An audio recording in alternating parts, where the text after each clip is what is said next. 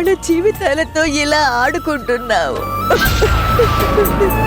దయ చూపించు తండ్రి.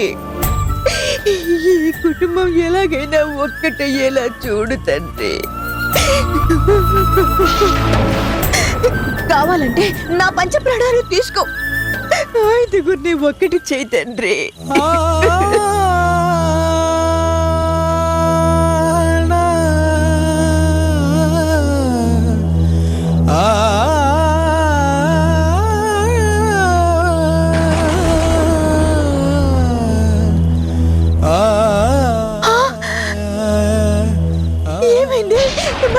అమ్మ కాస్త పట్టుకో. రాజన్న చూసి పదండి.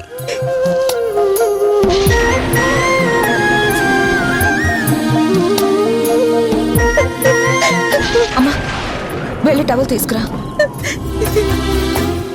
తల్లి కళ్ళలో పొంగే గంగతో గుండె తడిసిపోలేద జగదీశ.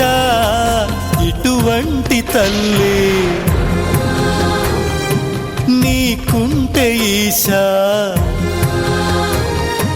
తెలిసే నీకు మధు నీ కన్ను అది చూడదు. ఈ కంటి తడియా కాళ్ళు చేతులు చలవలు కమ్ముతున్నాయే. చిన్న మధు అని కాళ్ళు ఆ చేతులు రుద్దండిరా. పూజ చేసిందో పరమేశ నీ వరము పొంది మురిసింది ఈ కన్న. మధు చూడు, నన్ను చూడు ఒకసారి. మధు మధు మధు మధు ఒక్కసారి ఇటు చూడవే. మధు మధు మధు మధు మధు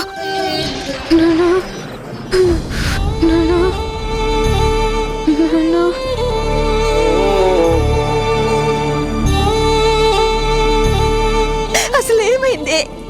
ఎందుకు ఇలా అయ్యింది? వాటిలో తడిసి ముద్దైపోయింది. అసలు ఈ కలవరింతలేంటి? అక్కడ ఏం జరిగిందో ఏమో. మేము దీన్ని వెతుక్కుంటూ వెళ్ళాం. ఒక చోట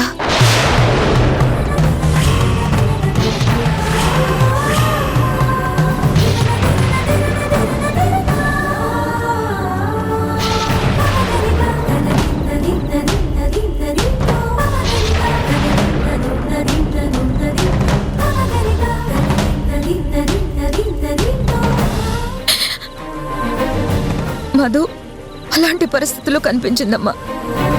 అక్కడ ఏం జరిగిందో నాకు మాత్రం ఏం తెలుసు. ఇది నాన్న అంటూ వెళ్ళింది. ఆ నరరూప రాక్షసు ఉంది కదా, అది బయటకు గంటేసిందేమో. పాపం ఇది గుండె పగిలి ఏడుస్తూ వెనక్కి తిరిగి వచ్చినట్టుంది.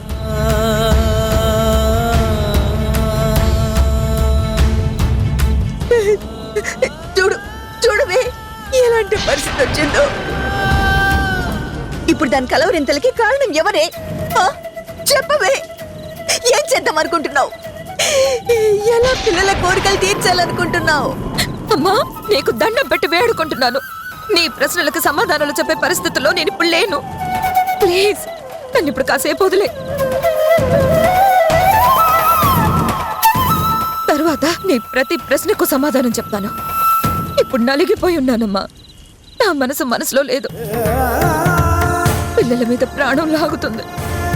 దీని పరిస్థితి చూస్తున్నావు కదా. ఇప్పుడైనా నువ్వు అడగాల్సిందే. భయంతో చచ్చిపోతున్నానమ్మా. కాస్త నువ్వు సైలెంట్ గా ఉండి నన్ను ప్రశాంతంగా ఉండనివ్వు. మధు మధు ఇక్కడ చూడు. అమ్మా మధు చూడమ్మా.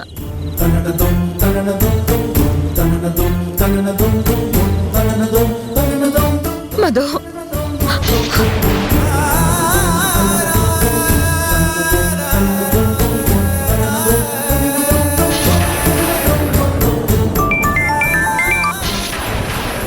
హలో అంకుల్, అక్క ఇంటికి వచ్చేసింది. మీరేం భయపడకండి. చాలా థ్యాంక్స్ చిన్న, మంచి మాట చెప్పావు. నా మనసు కుదుట పడేలా చేసావు. మధు ఎలా ఉంది? తన పరిస్థితి ఏం బాగాలేదు అంకుల్. ఏమైంది చిన్నా?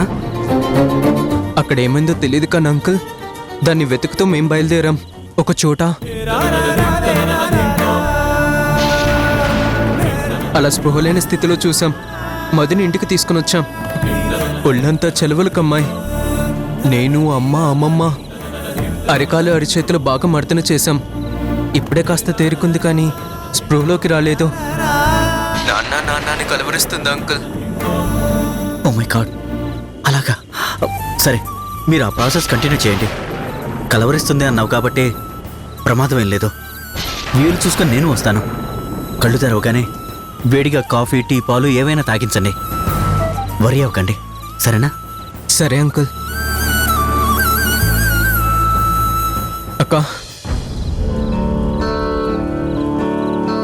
ఈశ్వర పరమేశ్వర చూడరా ఎటు చూడరా, రెండు కన్నుల మనిషి బ్రతుకును గుండె కన్నుతో చూడరా, ఎదుట పడని వేదనలను ఈసారి నిన్ను అమ్మని ఒకేసారి చూశాను. బర్త్డే రోజు కళ్ళు తెరవగానే అమ్మా నాన్న ఎదురుగా ఉండడం చాలా ఆనందంగా ఉంది.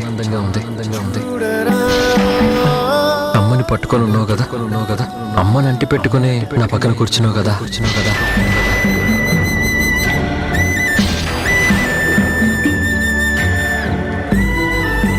వదిలేయాల్సిన పనేం లేదు డాడీ. పట్టుకో, నేను హ్యాపీగానే ఫీల్ అవుతా. ఏదో తీరమేదో గమనమేదో పుణ్యమేదో, లేత ప్రేమల లోతు ఎంతో లేని కన్నుతో చూడరా, చీకటేదో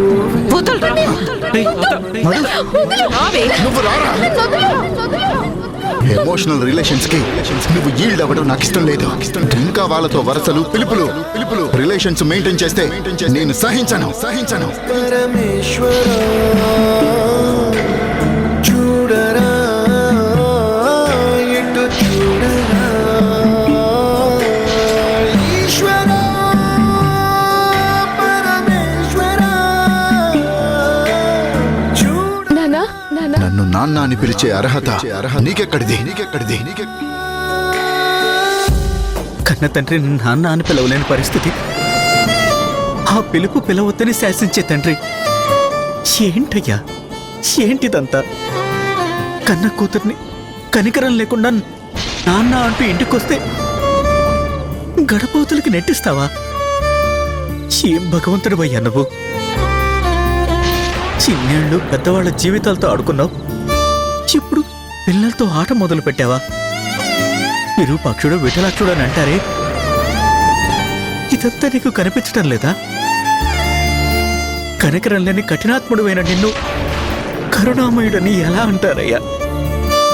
పిల్లలు చేసిన పాపమేంటి? ఎందుకు వాళ్ళ బతుకులతో ఈ ఆట?